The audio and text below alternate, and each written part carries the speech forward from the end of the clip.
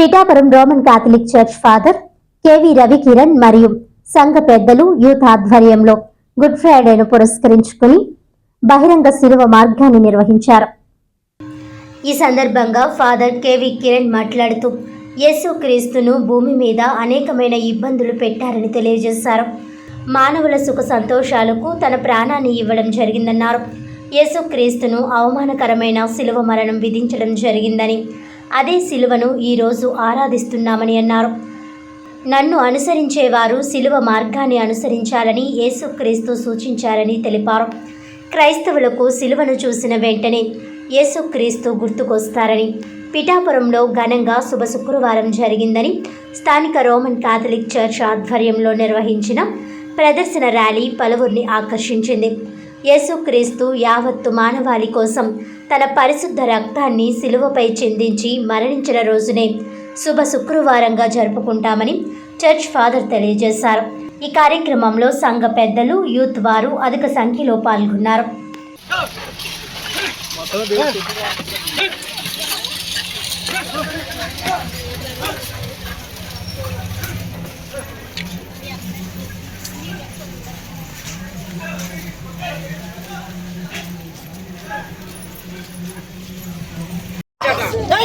రాజాది రాజట మూదులు రాజట రాజాది రాజట గిరేసట యూదులు రాజా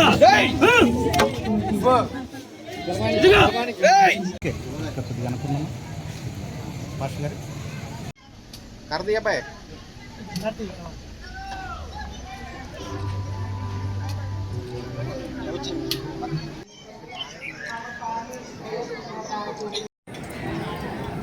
దైవ ప్రజలారా,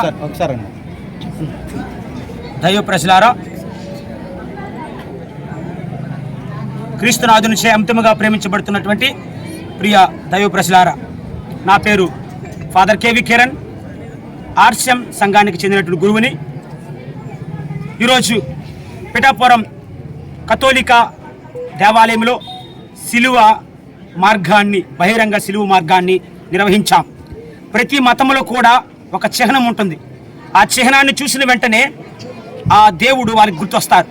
మరి కథోలిక సంఘంలోనూ, మరి ముఖ్యంగా క్రైస్తవ సంఘంలో కూడా శిలువ అనే గుర్తును చూసిన వెంటనే క్రీస్తు ప్రభు మనందరికీ గుర్తు వస్తారు. ప్రీతమ క్రైస్తవ సహోదరి సహోదరులారా, అలనాడు బందిపోటు దొంగలకు, దేశ ద్రోహులకు, తిరుగుబాటుదారులకు ఈ శిలువ మరణాన్ని విధించేవారు. ఇది ఒక అవమానకరమైనటువంటి మరణం. క్రీస్తునాథుడు ఈ శిలువ మీద మరణించడంతో ఆ అవమానకరమైనటువంటి శిలువ మరణం ఆరాధించే శిలువగా మారింది. మనందరికీ రక్షణ తీసుకొచ్చే శిలువగా మారింది. ప్రీతమ క్రైస్తవ సహోదరి సహోదరులారా, క్రీస్తు ప్రభు అంటున్నారు, నన్ను అనుసరింపగోరువాడు తన శిలువనెత్తుకొని నన్ను అనుసరింపమంటున్నాడు.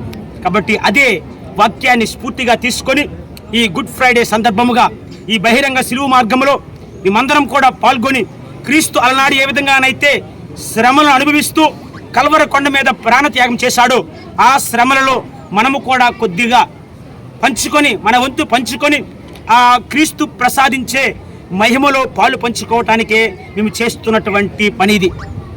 ఈ కార్యక్రమంలో, ఈ పరిశుద్ధమైనటువంటి కార్యక్రమంలో పాల్గొన్న ప్రతి ఒక్కరిని, ప్రతి కుటుంబాన్ని దేవాదేవుడు దండిగా మెండిగా దీవించాలని, అదేవిధముగా మీ అందరికీ మా ప్రత్యేక వందన సుమాంజలులు.